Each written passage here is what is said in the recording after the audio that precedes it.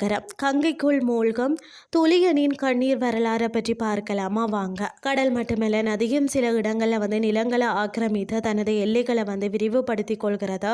தேசத்தின் பெரிய நதியாகவும் புண்ணிய நதியாக கொண்டாடப்படும் கங்கை நதி துளிய நகரத்தில் தொடர்ச்சியாக தனது எல்லைகளை விரிவுபடுத்தி வருகிறது.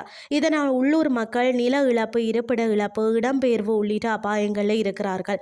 வரலாற்று சிறப்புமிக்க துளிய நகரம் மேற்கு வங்க மாநிலம், அதாவது முர்சிதாபாத் மாவட்டத்தில் இருக்கிறது. இந்த நகரம் பார்த்தீங்கன்னா கங்கை நதிக்கரையில் அமைந்துள்ளதால் ஒரு காலத்தில் முக்கிய நதி நீர் துறைமுகமாகவும் இருந்துள்ளது.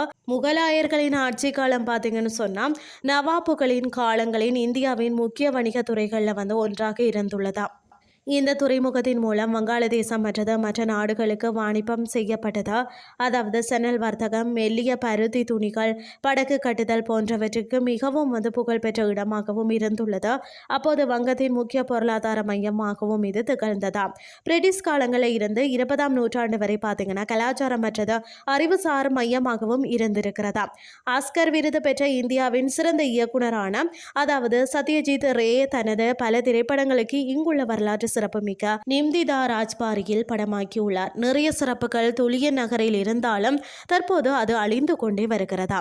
துளிய நகரின் அழிவு என்றில்லைங்க. 1952ஆம் ஆண்டு பார்த்தீங்கன்னா அந்த வாக்கில் தான் கங்கை நதி துளியன் ரயில் நிலையம் மற்றது பிரதான சந்தையை நிரந்தரமாக மூழ்கடித்ததாம். பிறகு 1970களில் தான் அதாவது பராக்கா தடுப்பணை கட்டப்பட்ட பிறகுதான் நதியரிப்பு வேகமானதா. 1980ஆம் ஆண்டு வாக்கில் நகரின் சுற்றுப்புறங்களும் நதியின் ஆக்கிரமிப்பில் கரைந்தன.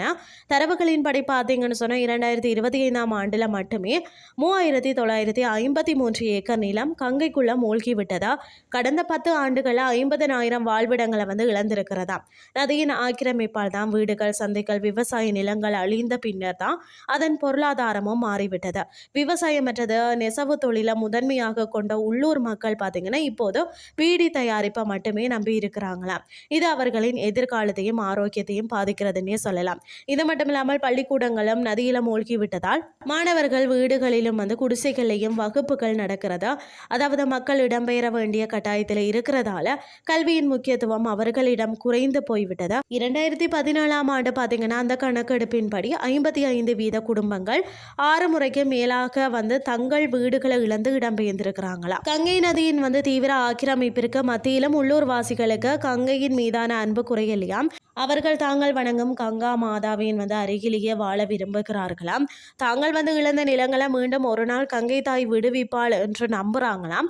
அப்போது மீண்டும் தங்களின் பூர்வீக இடங்களில் வசிக்கக்கூடிய நாளை எதிர்நோக்கி காத்திருக்கிறாங்கன்னே சொல்லலாம்.